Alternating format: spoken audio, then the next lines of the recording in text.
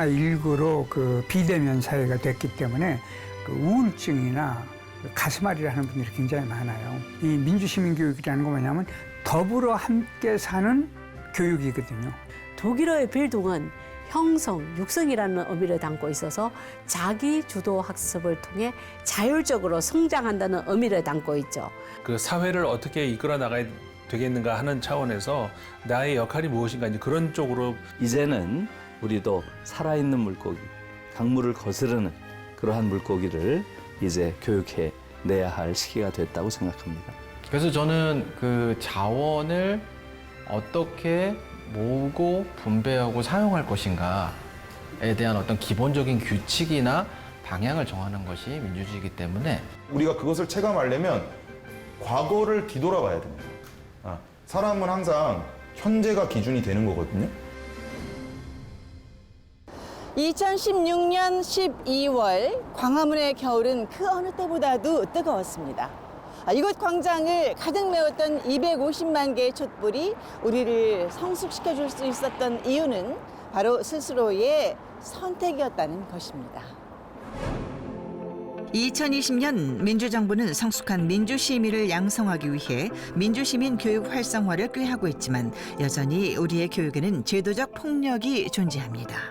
아직도 엄청난 권위주의, 엄청난 병영사회의 모습이 한국 사회를 지배하고 있고요. 일상에서의 민주주의는 거의 이루어지지 않고 있습니다. 우리가 학교에서 이제는 본격적으로 심도 있게 체계적으로 민주주의 교육을 시켜야 되는 것이고요. 선거 연령을 18세로 낮추었습니다. 선거권은 공동체 의사결정에 참여할 수 있는 권리로 주권자의 핵심 권리입니다. 헌정 사상 이래 처음으로 18세에게 투표권이 주어졌습니다. 하지만 우리 사회는 우려의 목소리가 끊이지 않았는데요. 올바른 대표자를 선정하기에 18세는 너무 어리다는 이유였습니다. 영국이나 독일뿐만 아니라 저도 미국 LA에서 선거운동을 했었거든요. 그 당시에 가장 선거 캠페인의 주축은 청소년들이었어요. 청소년들이 직접 자기가 지지하는 후보에 대해서 시민들에게 설명하고 설득하면서 민주주의에 대한 의식도 높아지고요. 또 스스로 설득력도 높아지는 논리적이 되기도 하고요. 그런 어떤 적극적인 활동을 하면서 청소년들 스스로 좀 성장하는 모습을 많이 봤습니다. 몇 번의 고비를 만났지만 그때마다 우리는 어렵게 얻은 민주주의를 지키며 더욱 성숙시키려 노력했습니다. 우리 자신이 우리가 얼마나 위대한 민주주의의 역사를 가지고 있는지를 충분히 평가하지 못하고 있다는 사실이에요. 우린 정말로 대단한 민주주의 역사를 가지고 있는 나라입니다. 그래서 독일 학자들은 4.19 혁명은 20세기 제3세계에서 일어난 가장 위대한 민주혁명이라고 평가한 학자들이 많아요. 우리가 생각하는 것보다 훨씬 더 높은 의미를 부여하는 것이죠. 민주시민 교육의 잠재력과 가능성을 가진 대한민국의 시민, 바로 우리입니다. 그런데 우리는 왜 민주주의를 실천하기도, 민주시민이 되기도, 민주시민 교육도 어렵기만 한 것일까요? 아직도 그러니까 자기 거라고 생각하지는 않으시는 것 같아요. 그리고 민주주의는 뭔가 비장하고 매우 중요한 위기 상황에서만 쓰는 거라는 생각이 갖고 계신 것 같아요. 그게 이제 우리 역사를 지켜온 힘이었지만 사실은 그것이 이제 점점 좀 일상으로 끌고 와야 되는 게 아닌가. 제도로서의 민주주의와 태도로서의 민주주의가 괴리되어 있는 상황입니다. 코로나19 시대, 이 코로나19는 전 세계인의 삶을 바꿨습니다. 이 코로나로 인하여 민주주의의 소중함을 알게 되었고 대한민국이 우리가 민주적인 어떤 문화가 다른 선진국보다 훨씬 더 뒤처졌다라고 늘 열등감에 시달려 왔는데 그것이 아니구나라고 하는 오히려 자신감을 얻게 됐고 코로나19는 삶의 변화와 함께 많은 생각을 안겨주었습니다. 하지만 민주시민 교육과 코로나19는 어떤 관계가 있는 것일까요? 이 코로나19 때문에 우리 사회에서 가장 약자인 분들의 어려움이라든지 고통들이 드러나고 있거든요. 우리 사회에서 가장 취약한 계층과 시민, 국민들의 상황들을 드러내주고 우리 사회에서 해결해야 될 모순들에 대해서 좀 공론화할 수 있는 그런 계기 효과를 마련해줬다고 생각이 들고요. 모든 사람이 건강하지 않으면 나도 건강할 수 없다는 사실. 모든 사람이 다 행복하지 않으면 나도 행복할 수 없다는 사실. 우리는 이 공동체에 결박돼 있다는 것. 앞만 보고 달려가던 우리는 멈추고 주위를 둘러보기 시작했습니다. 함께 행복하지 않으면 누구도 행복할 수 없고 함께 건강하지 않으면 누구도 건강할 수 없는 사회.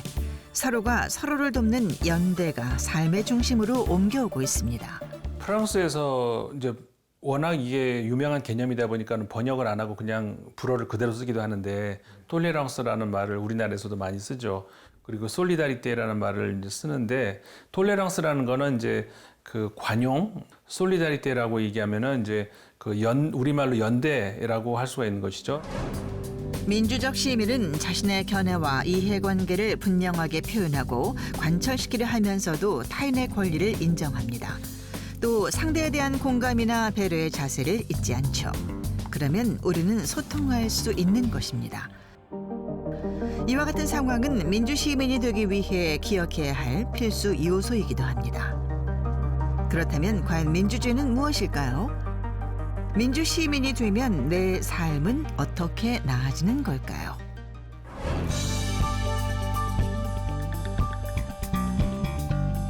여러분을 작은 민주시민 교육에 초대합니다. 오늘 교육이라기보다는 이제 민주주의와 주제는 민주주의인데요. 민주주의를 좀 몸소 느껴보는 시간을 좀 가져볼까 합니다. 그래서 참가하신 분들이 대화를 통해서 민주주의가 뭔지를 자연스럽게 느끼고 깨닫게 하는 과정을 제가 좀 주안점을 두고 있고요. 그래서 민주주의라는 게 사실은 우리 삶으로부터 멀리 떨어져 있지 않다? 이거를 느끼게 해드리는 것이 이제 첫 번째, 1차적인 목표가 되겠네요. 일상 속의 민주주의란 주제로 마련된 수업.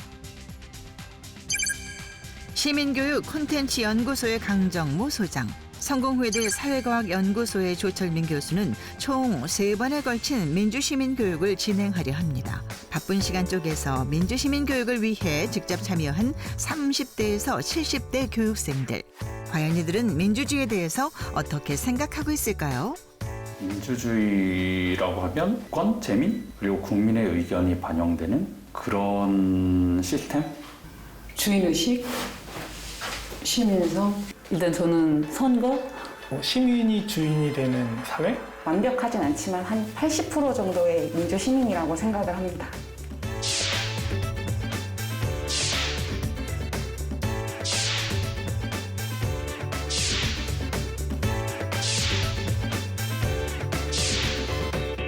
구체적으로 교육을 받은 적이 없기 때문에 말은 많이 들었지만은 도대체 보다 더 정확한 의미에서 민주주의가 뭔지, 뭐 어떤 사람이 정말 민주의식이 가진 시민인가 이런 것들을 좀 알게 됐으면 좋겠다는 생각이 드네요. 민주주의를 몸소 이해해보는 시간으로 채워진 첫 수업. 진행을 맡은 조철민입니다. 반갑습니다. 앞으로 이제 3차례에 거쳐서 이렇게 만나뵙게 될 건데 계속 와주실 거죠? 아니면 오늘 저 하는 거 봐서? 어쨌든 계속 잘 나와주시기를 바라고 3차례에 거쳐서 민주주의에 대해서 이해를 도모하는 시간을 가지려고 합니다. 민주주의 하면 떠오르는 거. 대답 대신 어색한 웃음만 지어 보이는 교육생들. 근데 우리나라 사람들 특징 중에 하나가 이런 질문을 받으면 멋있는 정답을 지어내서 얘기하려고 하는 경향이 있어요. 그런데 그러지 마시고 뭐 머리 아프다, 아무 생각 없다, 뭐 다 좋습니다. 민주주의 하면 떠오르는 거. 민주주의 하면 설명하기 힘들다고 하잖아요. 근데 지금 이 상태가 민주주의가 아닐까 싶어요. 합의를 합리적으로 이끌어내는 과정? 오랜 세월을 민주주의 사회에서 살았는데 과연 민주주의가 최고의 그런 정치 제도일까 하는 그런 의문을 좀 갖게 됐어요. 이제 너무 민주주의라는 이름으로 세상에 좀 많이 무질서하고 또 다수결이라는 게 과연 그게 옳은가 조금 그런 의문이 좀 들기도 합니다. 민주주의에 대해서는. 민주주의에 대해서 이토록 진지하게 고민해보고 또 고민해본 적이 있었을까요? 막연하고 멀게만 느껴졌던 것들이 나의 문제로 다가오는 순간입니다. 저 영화 보신 분 있는지 모르겠는데 2012년이라는 지구 망한다는 영화입니다. 핵심 주제는 자연재해가 한꺼번에 일어나요. 뭐 지진, 화산 뭐 이래갖고 이제 지구가 멸망하게 되는데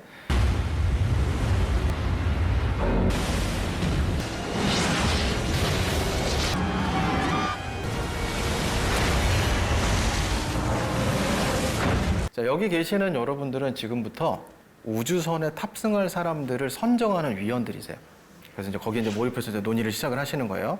우주선이 왔는데 그 우주선 조종하는 사람이 위원님들 이제 3자리 남았대요. 3명을 선정해 주시면 될 것 같은데요. 3명을 선정해야 되는데 10명의 후보가 여러분들 앞에 이제 제출이 되어 있어요. 다음 10명 중 우주선에 탑승할 3명을 선정하는 미션입니다. 논의를 할 때 원칙이 있습니다. 첫 번째로 논리를 갖고 주장. 나 여배우 좋아, 무조건 싫을래 이런 거 안 된다는 거예요. 두 번째로는 만장일치나 갈등을 피하기 위해서 포기하지 마. 아유, 저 귀찮네요. 그냥 알아서 하세요. 이러지 마시라는 거예요. 세 번째로 다른 사람의 의견이 당신의 의견과 적어도 부분적으로 일치할 때만 동의해라. 아유, 저 선배님 하시는 건데 따라갈게요. 이런 거 하지 마시라는 거예요. 네 번째는 다수결의 원칙이나 산술적 중간 혹은 물물교환식 하지 말라는 거예요. 야, 너 여배우 포기해. 그럼 나 이거 포기할게. 이런 거 하지 마시라는 거예요. 다섯 번째는 어떤 의견이라도 건설적이라고 생각하라. 말은 점잖지만 상대방이 뭐 말할 때 야, 그게 말이 되냐 이런 거 하지 마시라는 거예요. 10분 정도의 시간을 1차적으로 드릴 텐데 논의를 한번 시작을 해 주시기 바랍니다. 생과 사의 선택권을 준 교육생들. 갑자기 교실에는 비장한 기운마저 감돕니다. 저부터 할까요? 네, 해보세요. 저는 일단 임신 중인 변호사의 아내는 3명 중에 1명이 되어야 될 것 같은 생각을 했고요. 의대생이 들어가면 혹시 무슨 일이 생겼을 때 조금 보호가 되면서 또 애도 이렇게 낳을 수 있을 것 같은 생각을 좀 해봤고요. 지금 변호사의 안에 임신 중인 여성을 넣었는데요. 왜냐면 일단 어느 곳에 가면 또 일단 사람이 중요하잖아요. 일단 국민 뭐 이런 또 다른 세계를 만들려면 사람이 중요해서 임신 중인 여성은 꼭 태워야 될 것 같고, 그리고 또 교양학부 대학생 여성을 또 택한 게 항상 보면 오염할 때 일단 여성, 아이들 뭐 이렇게 우선적으로 잡더라고요. 왜냐하면 또 아이를 낳아야 되니까. 저도 일단 임신 중인 변호사 아내를 넣어야 된다고 생각했는데요. 먼저 의견을 제시한 3분. 임신 중인 변호사 아내가 모두 포함되어 있네요. 인류를 살려야 되는 거잖아요. 남자만 3명, 여자만 3명도 아니잖아요. 그래서 여성 중에 1명을 재입복귀하고 남성 중에 1명을 재입복귀하고 그다음에 전체 중에 1명을 재입복귀해서 그 3명을 보낸다. 아주 민주적이네. 다른 분의 의견에 동의하는 교육생도 있네요. 전통적인 방법과 그런 합리적인 방법 나름 섞어서 저는 첫 번째 거 김용희님하고 같은 의견으로 저는 좀 이제 아무래도 뭐 젊은 여성이 미래를 위해서 좀 좋을 것 같아서 교양학부 대학생하고 중동에서 온 의대생, 뭐 의사는 어디서든지 필요하기 때문에 의견이 겹치기도 새로운 의견이 나오기도 합니다. 여러분도 가족과 혹은 친구와 함께 선택해 보셨나요? 만약 저 10명 중에 1명이 자신이라면 여러분은 어떻게 선택되기를 원할까요? 또 우리는 어떤 기준으로 사람들을 선택하는 것일까요? 여러분들은 무의식 중에 사람들이 갖고 있는 재능이나 직업이 사회적으로 어떻게 쓰여져야 된다고 하는 가치관을 표현해 주셨어요. 계속 가치관이나 신념을 계속 드러내셨어요. 무의식 중에. 어떻게 인간적으로 부부를 떼놓나 부터 시작해서 임신부는 꼭 살려야지. 여자가 쓸모가 많아. 뭐 여러 가지 지금 그다음에 의대생은 이렇게 움직여야지. 근데 실제로 그렇게 우리 사회에서는 하고 있잖아요. 민주주의라는 거는 본원적으로 보통 사람들이 공적인 일을 다룰 수 있다는 믿음에 기반한 시스템이야. 민주주의는 되게 합리적이라고 생각하지만 사람들이 사실은 믿음에 기반해 있습니다. 종교처럼. 뭐냐면 보통 사람이 적절한 조건이 갖춰지면 공적인 일을 성숙하게 다룰 수 있다라는 믿음이 기초해 있어요. 그 믿음을 저버리는 순간 그것은 민주주의가 아니고 엘리트 정치나 우리 플라톤 같은 철학자가 얘기했던 철인 정치로 가게 돼 있어요. 우리는 항상 정치적인 과정을 통해 많은 것을 정하고 움직입니다. 하지만 이런 과정은 대단한 사람들만 만드는 것일까요? 불과 30분 전만 해도 우리는 민주주의는 어렵고 멀리 있는 이야기라고만 생각했었습니다. 결국 민주주의는 사람을 위해서 존재하는 도구의 측면이 있어요. 민주주의가 도구나 수단의 측면을 갖는다는 걸 이해하는 순간 많은 분들이 민주주의에 대한 낯설음과 경계심이 허물어지는 걸 저는 목격했어요. 내가 쓸 수도 있는 거구나. 여러분들 한번 15분 동안 장난이고 재미지만 사용하셨잖아요. 민주주의라는 거는 종합 도구 상자라고 보시면 돼요. 여러 가지 도구가 들어있는데 그중에 합의를 이끌어내는 도구를 하나 딱 꺼내서 써보셨어요. 그리고 오랫동안 그 일을 안 해서 처음에는 어색했지만 금방 익숙해지면서 그 도구를 이제 막 사용하기 시작하셨던 거죠. 보통 사람이 주인으로 살아가는 것, 보통 사람이 주인으로 어우러져 살아가는 것. 그렇게 우리는 공동으로 의사결정을 해 나갑니다. 공화의 과정을 거치는 것이죠. 그리고 공화는 다시 민주로 환원됩니다. 드디어 수업이 끝났습니다. 자, 그럼 이렇게 마쳐도 괜찮을까요? 네. 고생 많으셨습니다. 어색함으로 시작해서 치열함을 넘어 공감으로 끝난 시간. 한 사람 한 사람 이렇게 이야기를 들으면서 막연하게 내가 생각하는 고정관념에서 이렇게 선별을 했네. 이건 좀 아닌 것 같다라는 생각. 그리고 이렇게 저 의견도 좀 맞은 것 같은데 저 의견도 맞은 것, 좀 절충을 해야 되겠다. 좀 이렇게 합의점 아니면 이제 다수가 이렇게 원하는 사람을 선별해야 되지 않을까라는 생각을 했습니다. 코로나19로 인해 마주 앉아서 이야기하는 시간이 꽤 오랜만인 듯 느껴집니다. 비대면으로 토론하고 비대면으로 교육하며 비대면으로 정보를 주고받다 보니 왠지 공감이란 단어와 담을 쌓는 기분이 들 때도 있습니다. 의사결정을 함께 할 수 없다 보니 우리의 생각도 작은 공간에 갇히는 느낌입니다. 우리에게 민주시민 교육은 어색하지만 코로나19의 다양한 선택지를 놓고 세계의 극찬을 받았습니다. 우리가 이겨낸 어려움들을 통해서 평범한 사람이 주인이 되는 사회의 힘을 세계적으로 보여준 것은 아닐까요? 첫 시간을 통해 민주주의는 우리와 같은 보통 사람이 만들어낸다는 사실을 알게 됐습니다. 두 번째 교육을 진행할 시민교육 콘텐츠 연구소의 강정모 소장입니다. 저는 민주주의를 우리 일상 속에서 어떻게 하면 쉽고 재미있게 구현할 것인가라고 하는 콘텐츠를 만들어서 보급하고 있고요. 한 15년 정도 민주 시민 참여에 관련된 콘텐츠를 만들고 또 교육하고 워크숍하고 조직 진단하는 그런 또 활동을 해왔습니다. 이번에는 민주주의를 우리 일상 용어로 생각해보고 그것이 우리 생활에 주는 효능감에 대해 배워볼 차례입니다. 참여자들이 민주주의가 되게 가까이 있었구나. 그리고 이해하기 어렵지 않구나. 그리고 우리 일상 용어로 얼마든지 소통과 대화가 가능하구나. 라고 하는 그런 어떤 그 자신감? 동기부여가 이루어졌으면 좋겠습니다. 자, 읽어볼까요? 시작. 사회적 자본, 갈등의 감소를 가져오는 신뢰, 정보 소통의 네트워크, 이기주의를 넘어서는 도덕과 규범을 사회적 자본이라고 합니다. 여러분들 이제까지 살아오시면서 경제적으로 어려우신 적 있으셨나요? 네, 그렇죠. 그때 돈 많은 사람을 찾나요? 친한 사람을 찾으셨나요?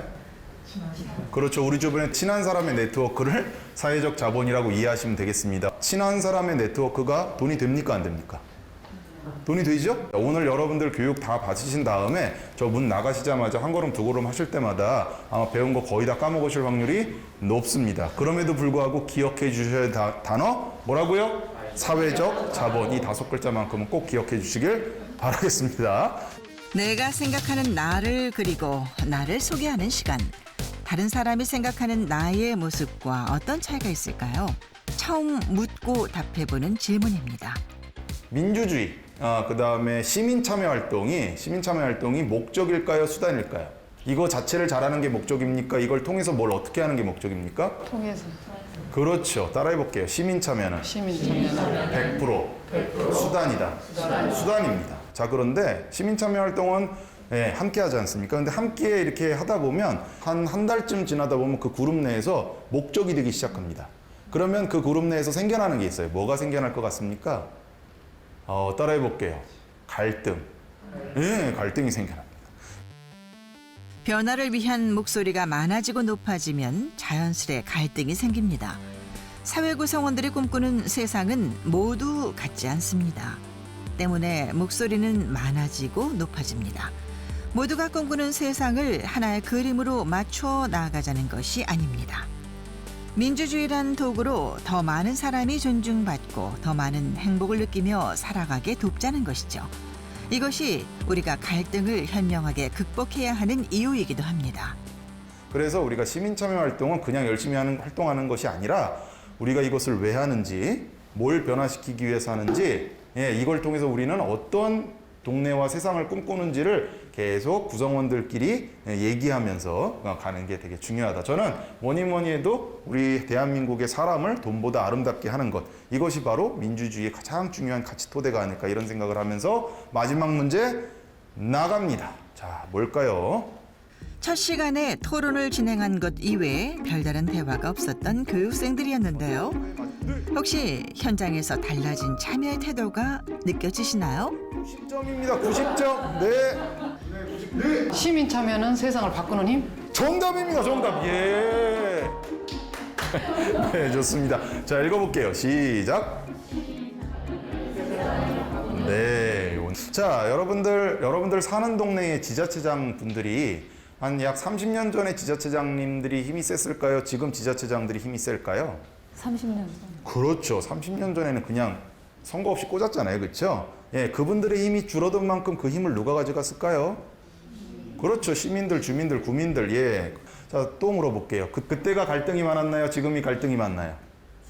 지금이 갈등이 많죠. 예, 그렇죠. 그때가 선진 지역이었습니까? 지금이 선진 지역입니까? 지금. 그렇죠. 주민들이, 시민들이, 구민들이 참여가 많아지니까 어떤 현상이 발생했습니까? 갈등도 많아졌고 더 시끄러워졌죠. 예. 그러나 그런 일련의 과정을 통해서 어떻게 됐을까요? 더 발전했죠? 예, 따라해 볼게요. 참여 민주주의의 힘. 예, 참여 민주주의의 힘입니다. 아주 조용하고 갈등이 하나도 없는 곳들이 있는데요. 어딜까요? 우유국가. 예, 독재 국가죠. 자, 한 지역 사회에서의 적절한 갈등과 적절한 시끄러움은 자, 따라해 보겠습니다. 건강하다. 예, 그렇죠. 건강해야 뭘 할 수 있냐? 지속 가능할 수가 있다라고 하는 겁니다. 그래서 이렇게 여러 가지 갈등이라든지 시끄러움 이런 어떤 것들은 오히려 그것을 다시 한번 건강하게 만들 수 있는 계기점이 된다라고 볼 수가 있겠습니다. 지금까지 우리는 갈등의 해결법에 대해서 크게 고민해 본 적이 없었던 것 같습니다. 갈등은 왠지 나쁜 것 같고 내 속을 답답하게만 하는 것 같았습니다.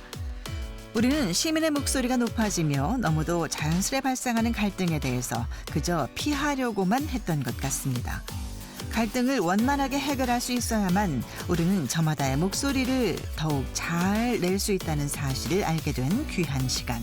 민주주의를 지탱하고 유지시키고 발전시키는 힘은 바로 시민 참여란 사실을 기억하게 됐습니다. 알고 있던 거랑 실제로 내가 알고 있었던 거라고 생각했던 거랑은 아는 거랑은 너무 다르다. 내가 안다고 생각했던 게 내가 다 아는 게 아니었구나. 민주 시민 교육하면 일상적으로 다 안다고 생각했는데 받으면 받을수록 더 어렵고 그리고 또 이래서 그 어릴 때 교육이 필요하지 않나 이런 생각도 했습니다. 두 번의 민주시민 강의를 들은 오도연 교육생. 저쪽 줄도 안 좋습니다. 네, 이건 크게 퇴직하고 집에 뭐 가만히 있는 것보다는 뭔가 좀 제 자신이 즐겁고 또 활력 있게 살고 싶고 또 다른 분들에게 조금이나마 도움이 되는 그런 일을 하고 싶었는데 이 국민 기자를 하면은 굉장히 많은 분들에게 제가 취재한 내용들이 전파가 되니까 자기가 살던 곳을 떠나지 않고 지역사회 주민들의 따뜻한 관심과 시민 참여라는 게 그냥 제가 생각하기에는 뭔가 적극적으로 세상을 바꾸고자 하는 그런 것이 이제 시민 참여라고 그렇게 생각을 했었거든요. 다른 사람을 도와준다든지 사회의 개선을 위해서 조금씩이나마 노력하는 것, 그런 것도 시민 참여라는 것을 알 수 있었습니다. 자, 공책하고 연필 다 오도현 씨는 정년 퇴직 후 더 바빠진 것 같습니다. 만나는 사람도 더욱 다양해지고 나를 필요로 하는 사람도 더 많아진 것 같은데요. 한글을 모르는 분들이 한 150만에서 300만 정도가 있다고 그렇게 얘기를 합니다. 자원봉사자들이나 또 시에서 파견한 그 문예 교사들을 통해서 이제 이분들이 한글을 배울 수 있도록 그렇게 지원을 하고 있는데, 단톡방을 만들어서 그룹 콜로 이렇게 공부를 가르쳐 드리고 있습니다. 4번 문제는 코로나19 시대에 고립은 몸집을 잔뜩 부풀렸지만 반대로 지역적인 활동을 확대시킨 것은 아닐까요? 더 많은 사람이 존중받고 더 많이 행복을 느끼며 살아가도록 일상에서도 민주주의란 도구를 멋지게 사용하는 오도현 씨를 보며 든 생각입니다. 예, 사실 저는 어떻게 보면은 좀 이제 보수 쪽에 아무래도 가까운 그런 성향으로 지금까지 살아왔는데, 보수 쪽에 있는 분들은 공부를 너무 안 했다, 민주주의에 대한 공부를 너무 안 하고 들을 기회가 없었다. 앞서 배운 듯 서로 다른 생각으로 인해 생긴 갈등을 잘 해결해 나가는 것. 그보다 앞서 내 의견을 주장하기보다는 상대의 말에 귀를 기울이는 것. 이것이 민주시민 교육의 가장 기본입니다. 좀 포용하면서 그분들을 위해서 관대하게 이제 폭넓은 민주주의 교육을 할 수 있도록 그런 기회도 좀 마련해주면 좋지 않을까. 민주시민 교육에서 중요한 것은 자신과 타자의 다양함의 균형을 맞춰가는 것입니다. 자, 그러기 위해서는 누구보다 앞선다는 생각보다 자유와 평등, 연대와 같은 개념을 배우고 실천해야 할 텐데요. 유럽의 몇몇 국가들은 이미 민주시민 교육이 정규 교육으로 진행이 되고 있다고 합니다.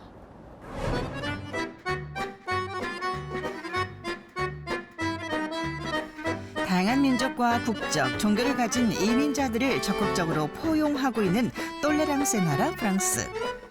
프랑스 시민교육의 역사는 약 200여 년에 달합니다. 프랑스에서 시민교육이란 주제가 처음 등장한 때는 1789년 프랑스 혁명의 시기. 억압과 차별, 소외의 기존 질서를 무너뜨리고 자유, 평등, 박애의 시대를 열었던 역사적인 순간이었죠. 프랑스의 시민교육이라고 하면은 사실 그 전에는 많은 변화가 있었습니다. 그러니까 2차 대전 이후로 한 80년대 정도까지는 프랑스 사회가 이제 최고의 전성기였다고 할 수가 있는 것이죠. 그때는 인간의 어떤 능력을 더 믿고, 다시 말해서 어떤 교육을 통해서 뭘 얻어진다기보다는 인간을 자유롭게 놔두고 스스로 인성을 펼칠 수 있는 그런 그 여건을 만들어주는 그쪽으로 교육이 집중이 됐었다면은 2015년 1월 이슬람 원리주의 성향 테러리스트는 프랑스의 대표 풍자 주간지 샤를리 에브도에 급습해 총기를 난사합니다. 무함마드를 풍자한 만평을 실었다는 이유였습니다. 무려 12명이 넘는 희생자가 발생했습니다.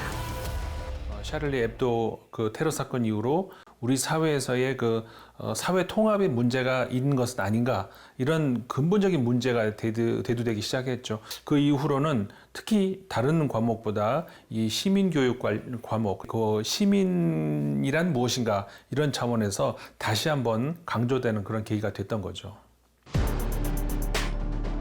이후 제2차 세계대전 당시 독일의 점령과 나치를 경험하면서 프랑스 내 시민교육의 필요성이 강조됐고, 초등학교에 이어서 중등교육 과정까지 시민교육이 확대됩니다. 우리나라 교육 같은 경우에는 사회에서 이제 내가 뭔가를 밟고 딛고 일어나서 뭔가를 성취하기 위한 그런 쪽으로 방향이 맞춰진다면은, 프랑스를 비롯해서 이제 많은 또 다른 나라들 같은 경우에 전체적으로 우리가 그 사회를 어떻게 이끌어 나가야 되겠는가 하는 차원에서 나의 역할이 무엇인가, 이제 그런 쪽으로 굉장히 상대적으로 많이 그 부각이 된다는 그런 차원의 그 차이가 있습니다. 그리고 오늘날 프랑스가 겪고 있는 학교 폭력 문제, 이민자 자녀의 사회 통합 문제, 극단적인 테러까지 시민교육을 통한 사회 문제 해결은 여전히 중요합니다. Alors je crois qu'il y a quatre grandes directions qui vont toutes dans le même sens, le vivre ensemble. C'est la connaissance de soi et de l'autre, le respect de soi et de l'autre, le respect de la règle, de la loi et à quoi elle sert, le respect des institutions, tout simplement, parce que c'est ce qui nous permet de vivre ensemble dans une république. Et puis, leur connaissance. Je pense que ça, c'est important, puisqu'il faut savoir à quoi sert un maire, à quoi sert un préfet, à quoi sert, etc. Et à quoi sert l'acte de voter. La liberté individuelle, le respect de la règle, le respect de l'individu, le droit de se défendre, etc. Tout ça, ça doit être inscrit dans un règlement intérieur. 프랑스에서는 초등학교 4학년부터 중학교 4학년까지 학교에서는 자신과 다른 타인, 규칙을 존중하고 따르며 그것이 왜 필요한지 제도에 대한 것들을 가르칩니다. Il y a un axe certain, je pense que c'est sous-tendu, pour moi, c'est sous-tendu par la devise républicaine de notre pays, la liberté, liberté de penser, liberté d'aller et de venir, liberté individuelle. L'égalité, l'égalité de tous devant les chances, ça c'est quelque chose de fondamental dans notre école, l'égalité des chances, l'égalité des droits, l'égalité des sexes, garçons et filles, je crois que ça a été le sujet du cours du jour. Et une troisième, alors on parle plus souvent de solidarité, mais je trouve que le mot est très beau, une fraternité. Ça veut dire quoi, fraternité? C'est effectivement, et c'est un des axes de l'enseignement moral et civique, se mettre à la place de l'autre, être capable de comprendre l'autre. Je crois que ça c'est vraiment important. 초중 고등학교의 교과목인 도덕과 시민교육. Alors aujourd'hui, donc, cours sur les discriminations. On a défini ce qu'était une discrimination hier dans le cadre de notre thème sur l'égalité. Maintenant, on va rentrer plus en détail sur une discrimination, les discriminations vis-à-vis des femmes. 수업이 진행되는 동안 토론이 벌어지고 선생님은 중재자 역할을 합니다. 그와 동시에 학생이 자신의 의견을 개진하도록 돕습니다. 그리고 학생들은 그렇게 자신의 의견을 자유롭게 표현하는 방법을 배우죠. 물론 다른 의견에 대항할 수 있습니다. Qui, avec un objectif de former des citoyens, donc à s'engager dans la société et avoir une connaissance de la société qui leur permet d'agir en tant que citoyen. C'est pas que voter, c'est intervenir dans tous les aspects d'une vie citoyenne, dans une association, dans le quotidien. Donc ok, ça marche. Deuxième. 대립에 대해서는 공격적으로 접근하지 않습니다. 논의거리를 찾아내서 다른 관점을 받아들이고 왜 그런 차이가 존재하는지를 알아보죠. 이곳에서는 토론을 통해 각자 다른 생각을 이해하고 서로 존중할 수 있는 접점을 찾아갑니다. Des mises en œuvre du programme, oui, alors on nous demande de faire appel à l'engagement des élèves, puisque l'idée c'est de former des citoyens. Donc on leur demande de s'engager. Souvent, on cale ça à la fin d'un thème, pour finir une thématique. On leur demande de s'engager sur un sujet. L'année dernière, quand j'avais fait l'égalité sociale, on avait discuté des mesures qui sont prises pour résorber les problèmes de pauvreté. On a fait venir, hors du cadre de la France, qui est notre cadre privilégié en EMC, on a fait venir quelqu'un d'Action contre la faim et on a organisé une conférence de cet intervenant qui est venu nous parler d'un problème dans un pays du Sahel et on a organisé une grande course pour cette association. 관용과 연대. 내가 남들보다 나아야 하는 것이 아니라 나와 다른 그들을 관용으로 이해하고 서로가 앞서기 위한 경쟁이 아닌 함께 나아가는 것. 이러한 연대 의식이 교육에 담겨져 있습니다. D'accord. Sinon, tu trouves c'est bien cet enseignement moral et civique? Oui, parce que ça m'intéresse beaucoup. Et aussi, j'ai envie de punir les personnes qui font ça, qui battent leurs femmes et qui font du sexisme. D'accord. Le sujet, c'était pas trop compliqué pour toi? Non, ça va. Bah, vu qu'on en parle beaucoup en ce moment, ça passe à la télé, à la radio, c'était pas si compliqué parce qu'on connaît déjà beaucoup de choses. Bah, c'est plutôt cool parce qu'on apprend le métier d'être citoyen, entre guillemets. Et bah, c'est bien, voilà. 법과 제도에 의한 교육이 아닌 올바른 제도를 만들고 받아들이기 위한 것이야말로 진정한 민주시민 교육이 아닐까요? 교육의 목적이 개개인의 어떻게 보면 경쟁 체제로 간다기보다는 우리가 어떻게 무엇을 바꿀 수 있을 것인가라는 차원으로 할 수 있는 그런 교육이 될 수가 있겠죠. 그동안 우리는 민주주의 문제가 생기면 제도가 문제라고 생각했습니다. 잘못된 제도 때문에 우리 사회는 민주주의가 정착하지 못했다고 생각하고 믿어왔습니다. 때문에 우리 사회는 습관처럼 질문합니다. 이 사회는 과연 민주주의가 잘 실현되고 있는가?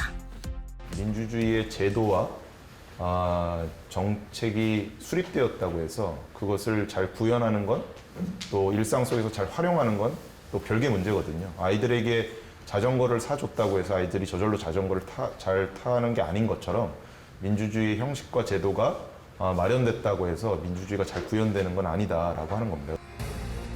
사실 우리는 이미 오래전부터 우리의 노력과 실천으로 민주주의를 발전시킬 수 있다는 경험을 했습니다.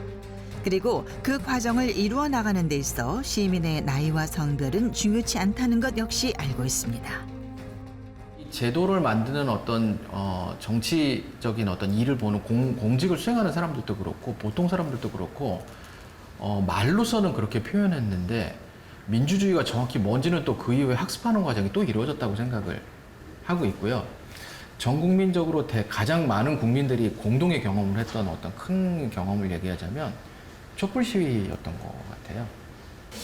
우리가 아는 지식과 정보의 영역, 이해의 영역도 되게 중요하지만 지금 21세기 현재 대한민국에서 중요한 것은 민주주의를 연습하고 훈련하고 적용해보고 그리고 이렇게 하니까 내 일상의 개인적 삶에도 많은 도움이 되는구나 라고 하는 그 효능감을 일상을 살아가는 많은 시민들이 느껴보고 그것을 적용해보는 그런 어떤 교육이 지금은 필요한 때이다라고 볼 수가 있겠습니다.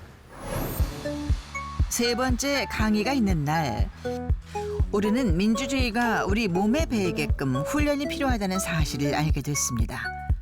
그리고 이제 실천하는 방법에 대해 배울 시간입니다.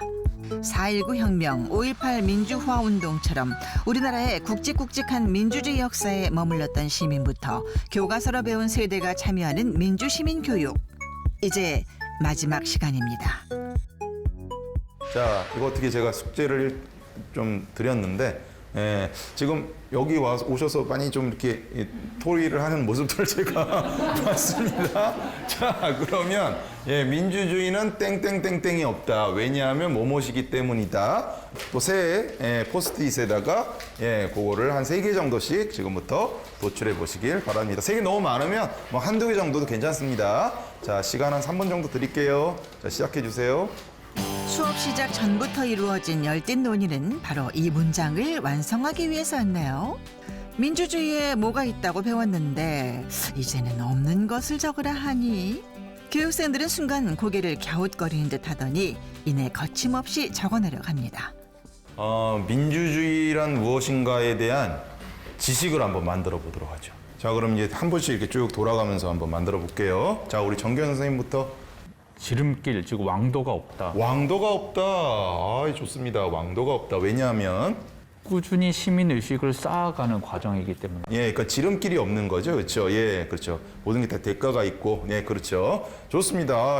첫 번째 안타였습니다.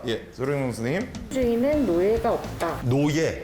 왜냐하면 모두가 주인이기 때문에. 그렇죠. 시작부터 안타가 나오더니 거침도 없고 막힘도 없이 술술 자신의 의견을 전달합니다. 교육을 이끈 강정모 소장도 근수의 뿌듯한 표정인데요. 아닌가요? 토의에서 만든 어떻게 보면 이제 수긍하는 것, 그렇죠? 어떤 답과 코로나 시대의 답은 다르잖아요. 세 번의 수업으로 모든 것이 변화하리라 기대할 순 없지만 어렵게만 느껴졌던 민주주의란 4글자가 나의 일상과 조금은 가까워진 것 같아 보입니다. 이제 지금까지 조철민 교수의 마지막 수업이 시작됐습니다. 자, 여러분 3주에 걸쳐서 민주시민 교육이라는 거를 한번 이렇게 참여를 해보셨는데, 그러니까 민주주의에서의 대안은 그 2가지가 있는 것 같아요. 서로 의견이 다를 때 어떤 것을 선택해야 될지 그 토론, 반대되는 의견이 서로를 이해하는 과정, 토론이랑 그다음에 공동의 문제를 놓고 우리가 어떡하지? 하는 토의, 이 두 가지의 의사소통 과정이 있는데 그것들을 격까지 이제 경험을 해보신 것 같습니다. 민주주의는 나와 얼만큼 친해졌을까요? 이 그림에 투영해서 한번 말씀해 보시는 거예요. 짧은 순간에 깊은 고민의 표정을 내비친 교육생들이 원하는 그림을 선택합니다. 저는 이제 이걸 보면서 제 느낌에 민주시민이라는 건 서로 싸우기도 하지만 또 상대방 없이는 존재할 수 없는 게 민주시민이 아닌가. 서로 이게 자전거 도로가 이렇게 돼 있지만 뭐 살짝 양보해서 갈 수 있는 거고 뭐 그런 여러 가지 우리 민주사회는 서로 양보가 아닌가. 각기 다른 사람들끼리 모였는데 하나의 이제 구성원을 만들어 감에 있어서 여기서 하나라도 색깔이 없으면 좀 보기 싫을 것 같다라는 생각이 좀 들었거든요. 그래서 참여라는 키워드로 이렇게 한 구성원이 되는 민주주의. 처음 보는 그림을 골라와서 민주주의와 연결시켜 이야기하자고 했는데 모두가 유창하게 자신의 생각을 이어갑니다. 예, 감사하고요. 자, 마지막 선생님. 이게 뭐 민주주의와 연결시킬 거라 생각 못하고 그냥 빨갛고 그냥 등대가 있어서 아 마음속에 등불이 좀 있으면 좋겠다. 인생에 다 그런 겁니다. 네. 이 직장 이럴 줄 모르고 들어왔는데. 예. 등대는 불이 양쪽으로 이렇게 달려 있잖아요. 그 두 개의 불빛이 하나의 등대를 이루는. 그래서 서로 반대를 바라볼 수 있지만 그래도 그게 결국은 등대라는 걸 하나로 이루는. 그러니까 반대되는 의견이 하나로 공존하는 그 공존의 의미를 가지지 않을까라고 생각해봤습니다. 저기 사주보는 저 철학원에 계신 분들처럼 말을 저렇게 잘하실 수가 세상에. 알겠습니다.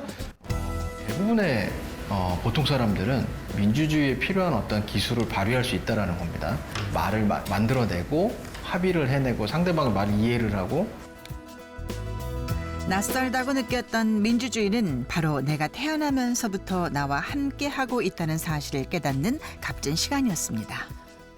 보통의 사람도 이렇게 여러 가지 방식으로 합의를 이룰 수 있다. 민주시민이 될 수 있다. 생각보다 더 많은 걸 얻어가게 되는 것 같아요. 아, 민주주의가 이렇게 실천할 수 있는 거구나. 그리고 뭐 이런 식으로도 접목을 해볼 수 있겠구나. 좀 멀리 떨어져 있지 않구나. 아 이런 개념도 있고 또 다른 이런 여러 가지가 다 민주주의에 통합되는 거구나. 상상하고 바라는 어떤 것을 하기 위해서는 굉장히 실천이 이렇게 기반이 되어야 되겠다라는 생각으로 교육은 참 역시 소중하다. 정말 우리 대한민국 국민 모두가 민주주의에 대한 교육을 제대로 받을 수 있는 그런 기회가 있으면 좋겠다. 이런 생각이 좀 들었습니다. 독일은 사회주의와 독재, 제2차 세계대전의 역사를 배경으로 그 어느 나라보다 정치 교육을 중요하게 생각합니다.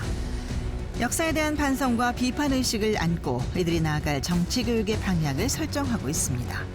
그리고 위기 때마다 성장한 그들의 민주주의는 견고해졌습니다. 독일의 민주 시민 교육은 공공 영역, 민간 영역, 정치 영역에서 다양하게 이루어지고 있는데요. 공공 영역의 민주 시민 기관으로서는 연방 정치 교육원, 주 정치 교육원, 각급 학교, 시민 대학 등을 꼽을 수가 있습니다. 민간 영역에서 이루어지는 민주시민 교육은 종교단체, 노동단체 등을 포함한 시민단체의 교육이 있고 정치 영역의 교육은 정당 및 정치재단의 교육으로 진행됩니다. 오늘날 우리는 역사상 존재했던 모든 독일 중에서 최고의 독일에 살고 있다. 정말 인상적인 말이죠. 이 말이 뜻하는 것은 지금 독일이 민주시민 교육을 통해서 사실은 전 세계에서 가장 존경받는 나라가 됐다는 말이고요. 설립 70년이 되어가는 연방정치교육원은 민주주의 시민교육의 허브입니다. 국가 차원의 민주시민교육의 중추기관인 연방정치교육원. 연방정치교육원은 사회 전체의 민주시민교육을 지원하는 내무부의 정부 산하의 기구지만 테러 사건을 계기로 테러에 대한 각국의 다양한 정보를 공유하고 이 같은 테러가 독일과 유럽에 미칠 영향을 보도함으로써 시민들이 독일 정치 상황을 판단할 수 있도록 돕습니다. 민주시민교육 관련 콘텐츠 개발 비용이 가장 큰 비용을 차지합니다. 여기에는 서적, 잡지 발간하는 인쇄물 발간도 있지만 온라인, 멀티미디어 콘텐츠도 포함이 됩니다. 연방정치교육원은 직접교육보다는 주정치교육원, 시민단체, 사회단체, 전문가들을 지원하고 협력하는 역할을 합니다. 1952년에 지역봉사를 위한 연방본부란 명칭으로 설립된 연방정치교육원은 1963년에 연방정치교육원으로 명칭을 바꿨습니다. 각 연방주에는 주정치교육원이 있는데 연방정치교육원과 비슷한 형태로 운영됩니다. 테러와 같은 사건이나 이슈에 대해서 하나의 결론을 내리지 않고 다양한 정보를 제공하는 것도 주입식 교육을 금지한 보이텔스바흐 협약 때문이죠. 보이텔스바흐 협약의 핵심은 3가지입니다. 첫째, 강제성의 금지. 둘째, 논쟁성의 유지. 셋째로 자기 이해관계를 토대로 의견을 형성하는 것입니다. 1976년 독일 보이텔스바흐에서 이루어진 이 협약은 공식 법규나 지침으로 도입되진 않았지만 독일 정치교육의 헌법처럼 자리를 잡았습니다. 독일 정치교육에서 중심이 되고 세계 정치교육의 모범으로 꼽힙니다. 실제로 독일에서는 많은 교사들이 그렇게 이야기를 합니다. 절대 여러분들이 나의 말을 믿지 마라. 항상 내 말을 의심해라. 그리고 내 말에 있어서 의심적인 부분은 여러분들이 그 반대되는 그러한 근거를 찾아서 나에게 반박을 해라. 늘 이렇게 가르칩니다. 다시 말하면 토론 형태로 아이들이 사유해야 된다는 거죠. 민주주의가 생동감을 잃지 않으려면 끊임없이 민주주의를 습득해야 한다는 독일의 정치 교육. 동네 곳곳의 작은 광장에서 그리고 평생에 걸쳐 정치와 사회 문제를 함께 배우고 토론하는 독일 정치 교육 모델은 우리 사회에도 큰 울림을 줍니다. 공원에서 이루어지는 민주시민 교육의 현장입니다. 오늘 할 기법은 피라미드 토의 기법이라는 건데요. 근데 어렵게 생각할 건 없고 그냥 브레인스토밍처럼 자유롭게 하면 돼요. 아, 다르구나라는 거를 좀 여유롭게 바라볼 수 있는 훈련이 되는 것 같아요. 그래서 우리는 이거를 하고 나면 아, 사회적 갈등이 꼭 마냥 불필요한 게 아니고 사람들의 생각이 이만큼 다르구나 이런 걸 느낄 수 있는 기회가 될 것 같아요. 악플에 관해서 떠오르는 것을 5매에서 6매 정도씩 1대1로 일단 써보세요. 이곳의 주제는 악플입니다. 사회에서 조금씩 커지는 문제를 느끼고 실천으로 이끌어내기 위한 의견을 모으는 토의가 이어집니다. 두 분 사이에서 또 거기서 4개만 줄여주세요. 네. 지난 민주시민교육에서 배운 피라미드 토의 기법을 잘 활용하고 있는데요. 총 8명이 2명씩 4팀으로 의견을 조율하고 다음으로는 4명이 한 팀이 되어 의견 조율 후 8명 모두가 한 팀이 되어 의견을 최종적으로 추려내는 토의법이죠. 이번에 4분이 한 조가 되는 거예요. 그럼 총 8개 중에서 4개를 추리는데 이게 마치 우선순위를 정하는 것과도 같잖아요. 근데 자, 이 과정에서는 정말 아까 자유롭게 떠올렸던 과정에 플러스 이제 설득력을 갖추고 근거를 갖추고 토론 과정을 통해서 4개를 추려주세요. 많은 의견이 하나로 줄어가며 서로 다른 의견으로 인해 갈등이 발생하게 됩니다. 이때 상대방을 설득하기 위해서 보다 큰 목소리보다는 보다 견고한 논리적 설득이 필요합니다. 이렇게 쓴 거 붙이자. 뭔가를 찝어만. 이번에는 이제 우리가 모두가 모여서 여기서 4개를 추릴 거예요. 자기가 좀 더 이게 우선순위가 됐으면 좋겠다라고 생각하는 이유를 설명을 해주시면 돼요. 그렇죠. 그거를 새로 키워드를 넣는 것 같아요. 그러니까 시민의식을 향상시키기 위한 교육. 네. 와, 우리 4개 추렸어. 악플과 관련해 가장 필요한 실천으로 꼽힌 의견은 무엇일까요?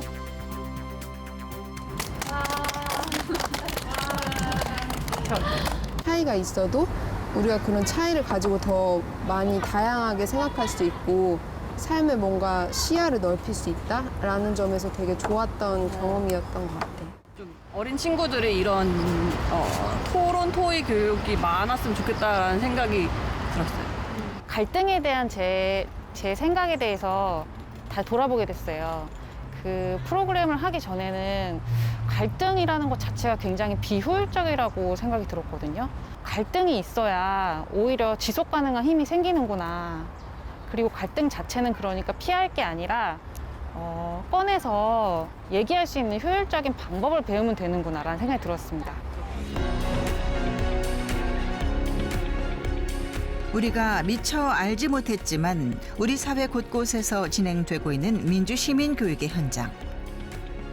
그 사회가 격변기, 그러니까 정치적 격변기를 통해서 국민들이 빨리 깨닫기 시작하는 단계, 그러니까 완성 단계에 가기 직전에 말하자면 사회 구성원들이 이제 민주시민교육의 중요성을 비로소 느끼는 단계, 민주시민을 위해서는 좋은 단계까지 지금 가고 있다, 이렇게 보여집니다.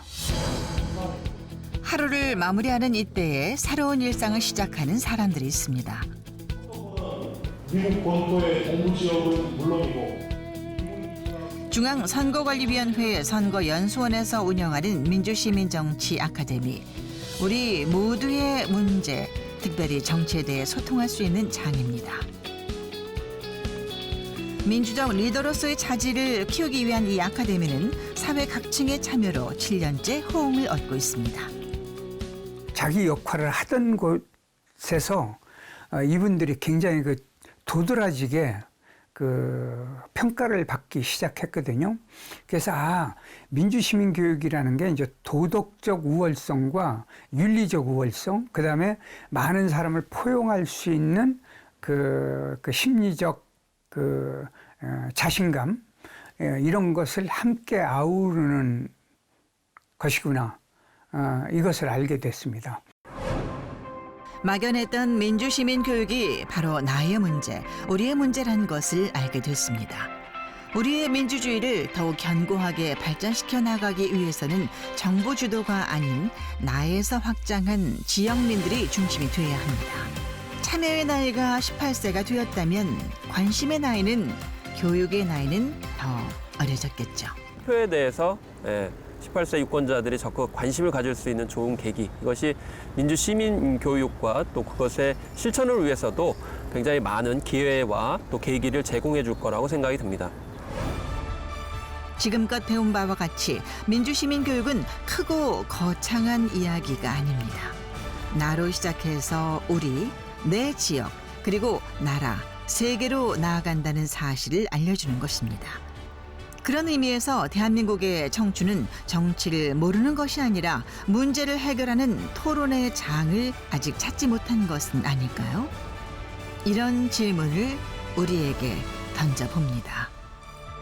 대한민국은 민주공화국이다. 모든 권력은 국민으로부터 나온다라고 하는 것을 촛불 이후에 그제서야 그 의미가 무엇인지를 재해석하고, 어쨌든 이런 좌충우돌의 과정을 통해서 이제 민주주의는 분명히 성장해 나가고 있고, 지금처럼 극단적인 경쟁 사회에서 서로 돕고 의지할 수 있는 연대 사회로 한국 사회가 변하지 않으면 우리 사회에 미래가 없다. 이런 부분들을 어떻게 하면 이 지역 주민들과 지역 사회와 밀접하게 연결할 수 있는지에 대한 앞으로 우리가 이 공동체를 만들어가는 데 고민해야 될 부분이라고 생각합니다.